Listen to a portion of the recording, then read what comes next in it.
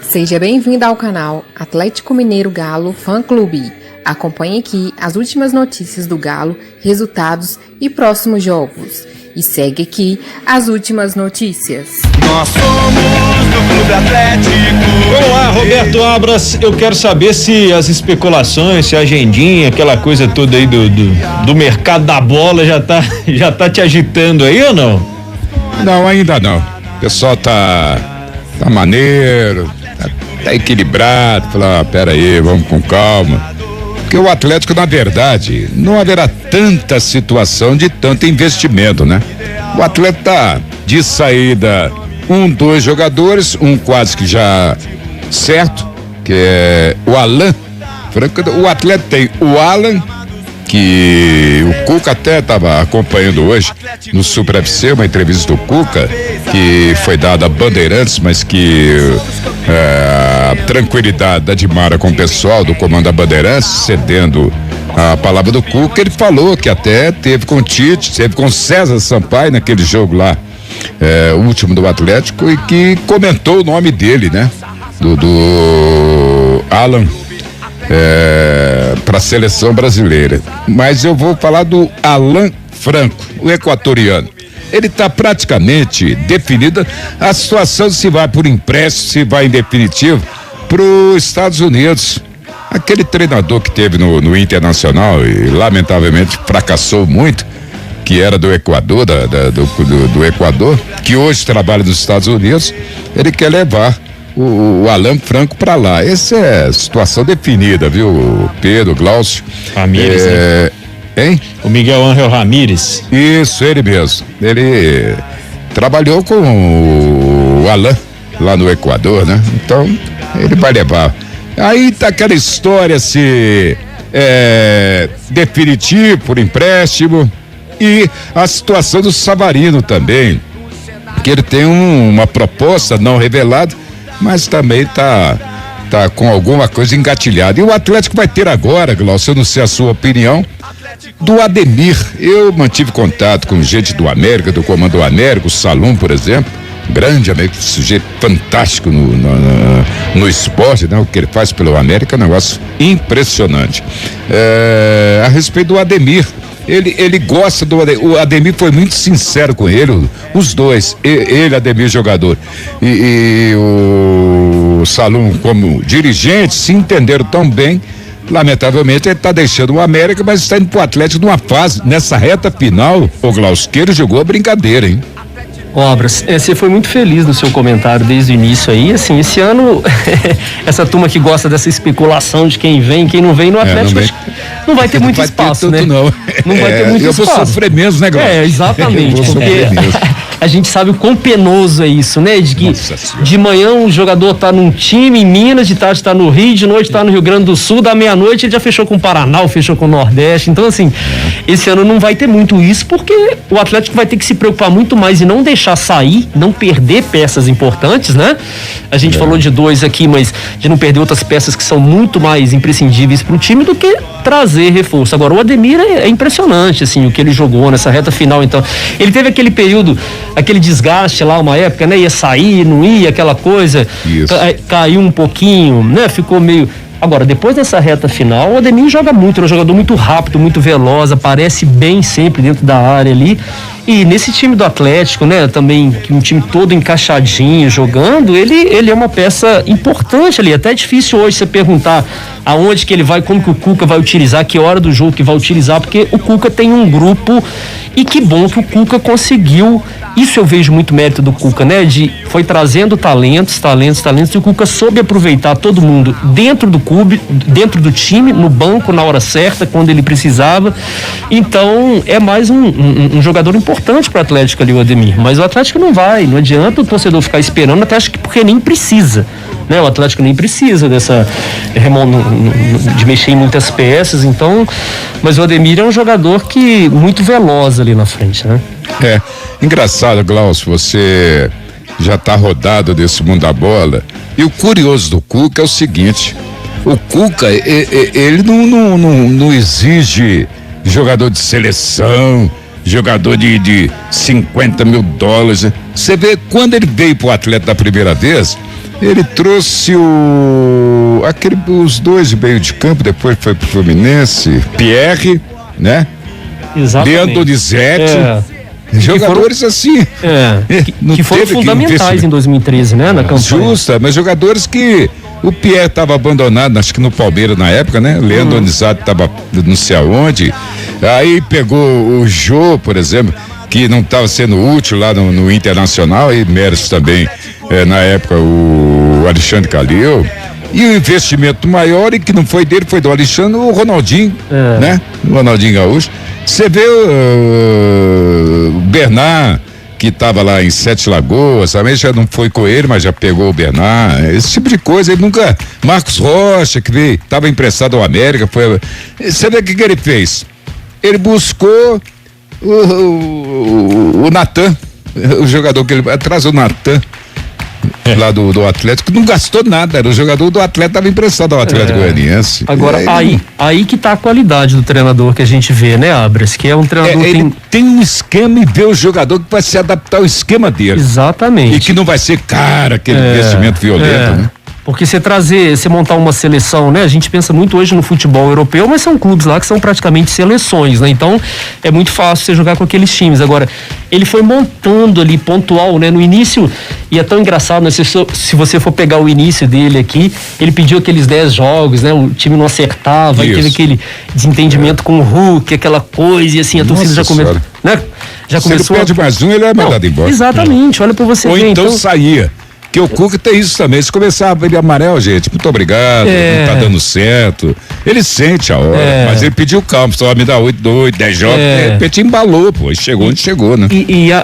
Eu gosto muito de ver o Cuca, assim, isso ele também vai amadurecendo com os anos, assim, eu gosto de ver muitas entrevistas dele, principalmente depois dessa conquista do título nessa reta final, assim, a tranquilidade que ele passa e aquela coisa de não roubar para ele a atenção, porque tem muito treinador que a gente sabe aí, que se tivesse no momento do Cuca de campeão brasileiro, campeão de Copa do Brasil, né?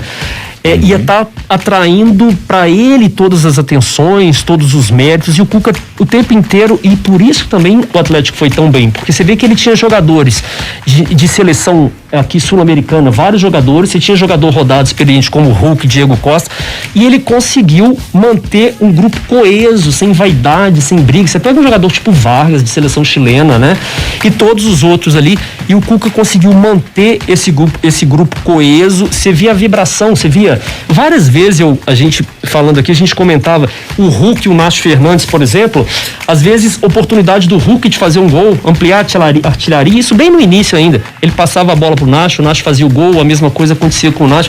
Então isso tudo trabalho do treinador de manter esse grupo nos bastidores, manter esse bom ambiente ali para colher os frutos, né, ao longo da temporada, como foi com o Atlético. Eu gosto muito de ver ele dando entrevista, ele dá umas entrevistas muito boas, assim, muito esclarecedoras, ele fala muito, a maneira dele falar é muito legal, né? Eu gosto muito de ver o Cuca, assim, acho que ele tá fazendo um trabalho brilhante. E no meio da boleirada tem aquela famosa palavra, né? Traíra. Você nunca, ninguém de clube nenhum e de jogador falar, isso aí é traíra, mas nós cansamos de ouvir, você sabe disso, né? Tem aquele boleiro que nenhum até hoje para dizer, a gente tem, claro, a gente tem os contatos, hoje nem tanto, você não pode entrar, como naquela época a gente ia para lá, fazia aquelas resenhas e tal. Mas longe disso, o Cuca vai, conversa com o jogador, que a gente fica, observa, meu filho, me ajuda aqui, ó, você entra aqui, você faz isso, ó, hoje eu não vou entrar com você não, vou entrar com fulano, não, tá bom, seu Cuca. Ô Pedro, nós vamos discutir daqui a pouquinho a Libertadores, né? É verdade, Libertadores hoje tá definido aí, você tem todos os detalhes, o Atlético pode jogar em março, o sorteio em março, já teve o sorteio, teve o América aqui, vamos esperar para lá e para cá, aí claro que você vai dar um tempo, a gente volta falando ainda de Libertadores na segunda parte do Galo, concorda? Concordo, e responde aqui o nosso ouvinte, o Wilson Fernandes de Souza, ele tá perguntando aqui, Abras, tem chance do Cuca rescindir o contrato por propostas do futebol internacional? Não, proposta nacional não, mas pode sim, em reflexo da vida, dar uma parada. Aí não me aperta aí. É isto, mas tá tudo caminhando, né? Tá tudo caminhando. O Cuca realmente, como vocês disseram, fez um grande trabalho, e até nessa entrevista que o Roberto falou, que foi hoje repercutida aqui pela Admara, pelo Fernandinho no Super FC mais cedo, ele aborda essa situação do Hulk, né? Vocês estavam falando sobre o perfil de elenco que ele trabalha, eu diria até que ele trabalha, na maioria das vezes, com perfil de elenco sem tantas estrelas assim. E ele falou sobre aquela situação, aquele episódio, né? E o próprio Hulk já falou, os dois têm a mesma versão da história, isso é muito legal. Eles chegaram, conversaram depois, eu preciso jogar, preciso de sequência. Eu vou te dar a sequência, mas não vai ser exatamente aqui na ponta, vai ser às vezes mais lá na frente e tal. Chegaram no negócio. O Pedro Abras, essa situação para mim é um exemplo claro do grupo do Atlético esse ano, da gestão do Cuca, do Rodrigo. Muito treinador e muito jogador poderia ter transformado aquela fala do Hulk, que eu também não vi má intenção naquela hora que ele falou, ele simplesmente falou. Sim. Né? Ele foi perguntado por que ele não estava rendendo, ele falou, é porque eu não estou tendo tanto espaço.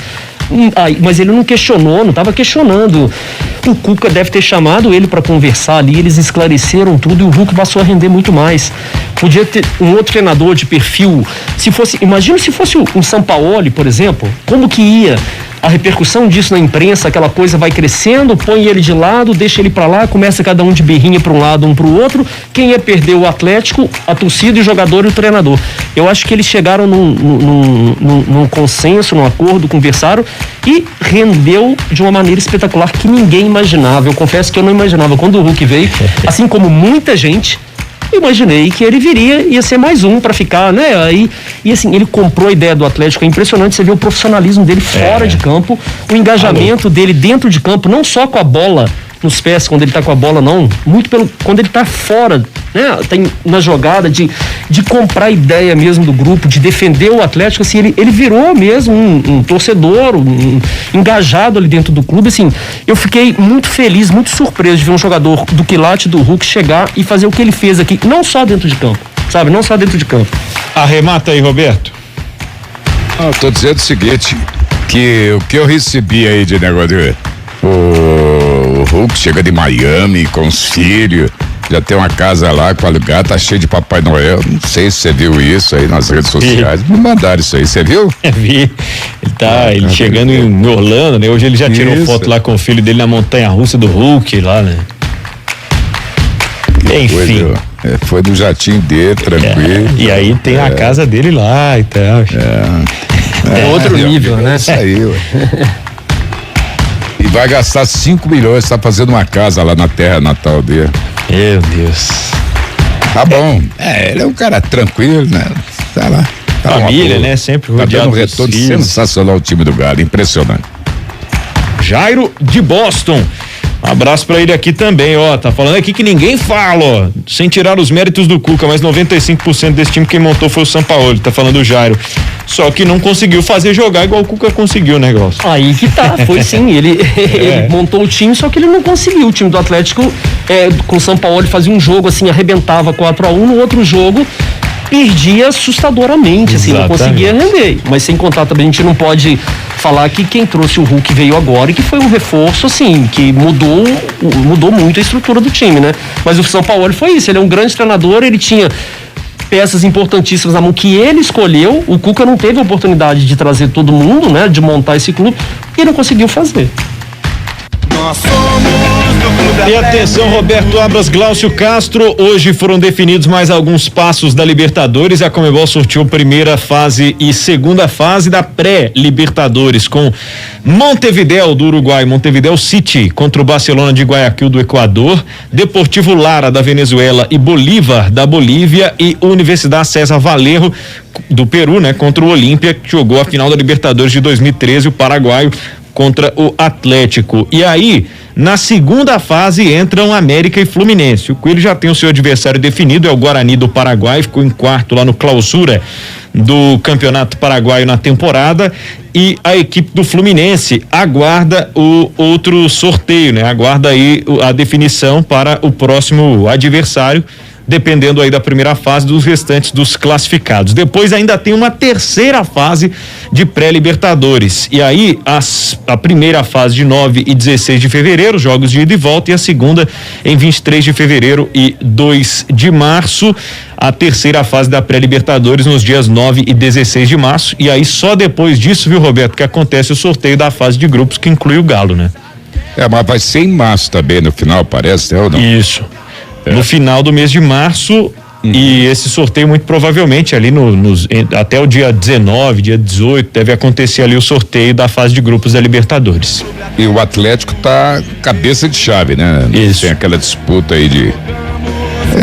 E aumentou a bufunfa, viu? Aumentou, né? Uma grana violenta do futebol, né? Aliás, por falar em aumentou a bufunfa, amanhã tem uma reunião do Conselho Deliberativo do Atlético que vai votar o orçamento pro ano 2022 e vai aumentar o orçamento, hein?